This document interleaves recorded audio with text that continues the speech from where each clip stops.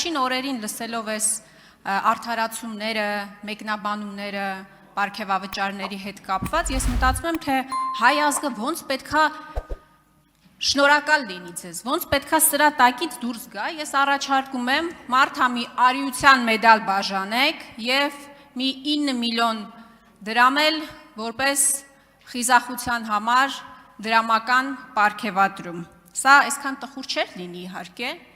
եթե նույն օրերին դուք չհայտարարեիք, պարոն Փաշինյան, որ մեր տատիկներին եւ պապիկներին, թոշակառուներին 10,000 դրամ չեք տալիս, որովհետեւ իրանք չգիտեն այդ 10,000 դրամը ոնց ծախսեն։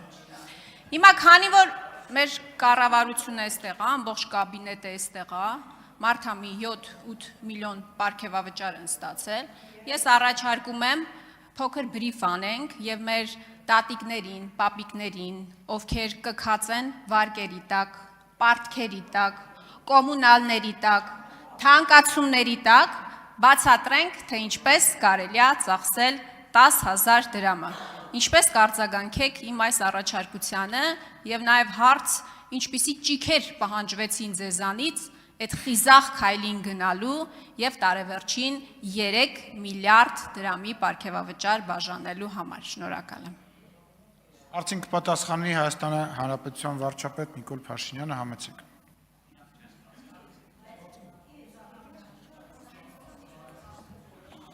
Շնորհակալ եմ, նախ ուզում եմ ասել, որ մեծ ջիքեր չպահանջվեցին, որովհետև այդ 3 միլիարդը վստահաբար գոյացել է, այդ թվում նախկինում ձեր եւ ձեր շրջապատի մարդկանց հարկերից խուսափելու մեխանիզմը գործարկելուց։ Դրա համար է, որ ձեզ տենց մռմռացրել է դա։ Երկրորդը, հեշտությամբ, որովհետև ես գիտեմ, որ այդ թվում Հայաստանում կա ավանդույթ, ենթադրում եմ, այսօր ձեր խմբակցությունում էլ կա այդ ավանդույթը, որ ծրարով փողեր եք ստանում ձեր ղեկավարի կողմից, համենայն դեպս նախորդող շրջան եւ իմիջայլոց, ես ինչքան գիտեմ, քրեական գործեր կա, որ այդ թվում Հանրապետության ղեկավարած անձի ընտանիքի անդամը, ասենք, այդ ճամպրուկով փողը մտնում էր կառավարություն կամ նախագահի աշխատակազմ ու բաներով, ասենք, օրինակ պատկերացնում եք, ինչ Հայաստանի Հանրապետության բարձրաստիճան պաշտոնյան մի հատ դուրս պրծուկից ծրարով փող է ստանում, մի հատ էլ բան պետք է անի, երևի ձեռն էլ պետք է փաչեր։ Ես պատասխանատու ասում եմ, 2018 թվականից էսկոմ, իմ վարչապետ ընտրվելու օրից էսկոմ, Հայաստանի Հանրապետության կառավարությունում այդպիսի բան չի եղել եւ չի լինելու։ Եվ ես կարծում եմ, որ այո, այսօրվա կառավարությունը եւ խորհրդարանական մեծամասնությունը իր արձանագրած տնտեսական եւ բյուջետային արդյունքներով պետականությունը ամրացնելու իր ռազմավարությունը պետք է շարունակի։ Եվ այո, մեր պաշտոնյան չպետք է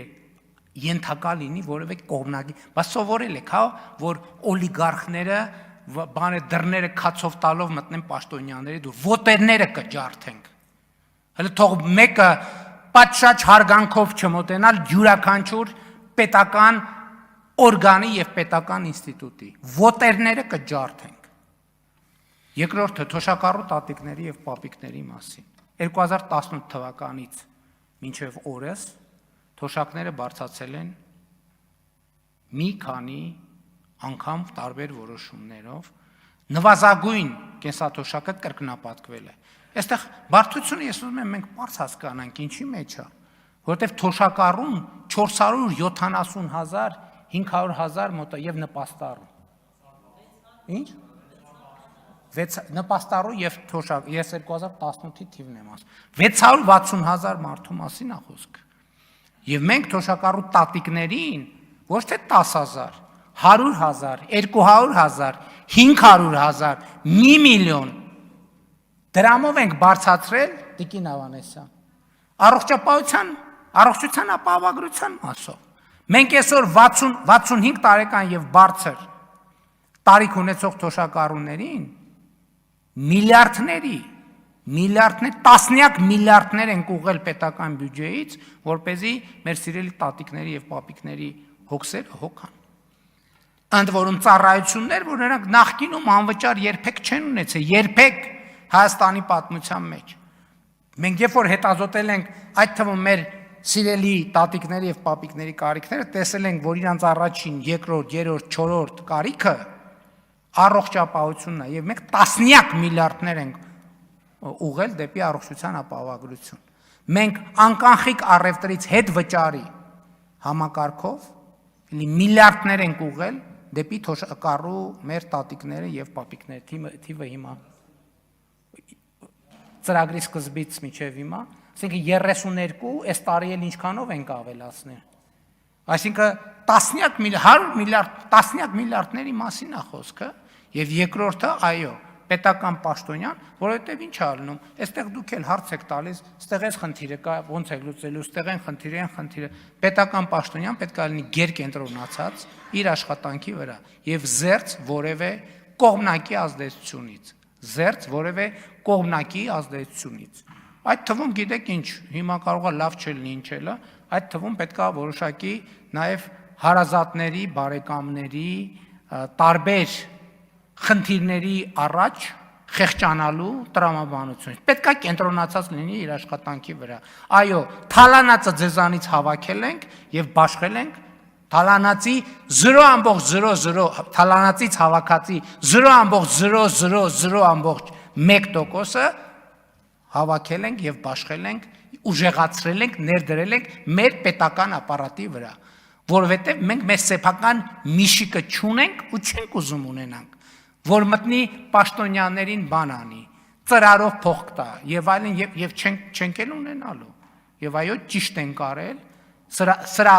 արդյունքի շահառուն Հայաստանի Հանրապետության քաղաքացին է։ Արձագանք։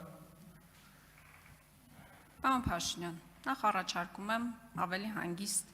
ոճով եւ տոնանությամբ պատասխանել հարցերին։ Այս ընթացքում ես կարդում եի, որ մի ճապոնացի պարգևավճար իր կրճատել են, ղեկավարին սպանել է։ Մտածում եմ, կարող է ձեր նախարարները սամուրայներ են, դուք էլ քանի որ հայտնի կյանքեր փրկող եք, գնացել եք այդ խիզախ քայլին, սա իհարկե հումոր է, հիմա իրականություն է եւ մռմռալու մասով։ Ես հասկանում եմ, որ այս հարցը ձեզ շատ մռմռացնում է, որովհետև այս հարցը հուզում է Հայաստանի Հանրապետության շատ քաղաքացիներին, եւ դուք շատ լավ գիտեք դրա մասին։ Դուք որ շատ լավ գիտեք դրա մասին։ Իրականությունը, պարոն Փաշինյան, նա է, որ դուք դավաճանել եք ժողովրդին, որովհետև 2018 թվականին դուք ժողովրդին խոստացել եք բարեկեցություն, բայց միայն ձեր իշխանավորների բարեկեցությունն եք ավելացրել։ Ֆիզիկայի մեջ գոյություն ունի լույսի արագություն, չէ, ամենաարագ արագությունն է։ Դուք նոր չափման միավոր եք ստեղծել ձեր իշխանության հարստացման արագություն, լույսի արագությանը հավասարազոր։ Ես հասկանում եմ, լռեք եք, որ խոսում ենք, լռեք։ Ավարտվել է ժամանակը։ Ես հասկանում եմ, որ այս հարցերը ձեզ շատ անհանգստացնում են եւ լավ եք անում, որ անհանգստանում եք։ Թալանացի մասով։ Թալանացը հավաքում եք ժողովրդին ժամանակը չէ։ Ձեր մեջ մի բաժանեք։ Լրություն դալիճում։ Տիկին Խամոյան, կարծում եմ լավ առիթ է, որ ձեր խմբակցությունը ասի, թե ամիսը ծրարով ինչքան փող է ստանում Ռոբերտ Քոչարյանից եւ որտեղից նրան այդ փողը։ Երկրորդը, մենք մի րոպե, հանգիստ։ Կոնկրետ մարդիկ կան, որ փաստագրված կոնկրետ միշիկից փող են ստացել ժամանակին, հիմա են նստած են այս դահլիճում։ Ծրարով։ Քրեական գործով տեսակում անունը պետք է տրվեր, հեսա հերթով կասեն, անուններ տվեք։ Երկրորդը, Հայաստանի Հանրապետությունում 2018 թվականից եսկում ստեղծվել է մոտավորապես 230,000 աշխատատեղ։ Կոնկրետ թվերը մի քիչ պլյուս մինուս կարող է լինի։ Երրորդը, բարեկեցության մասին եք խոսում, եկեք գնանք նայենք 2018 թվականի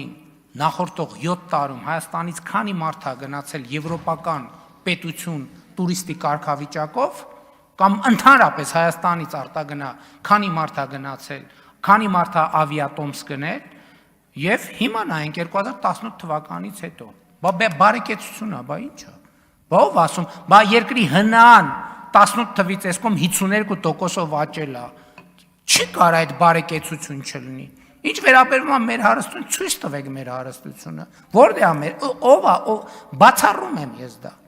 Բացառում եմ ես դա։ Չի կարող այդպիսի բան լինել, դա մերկապարանոց հայտարարություններ են։ Էլ չեմ անում, եթե հարստ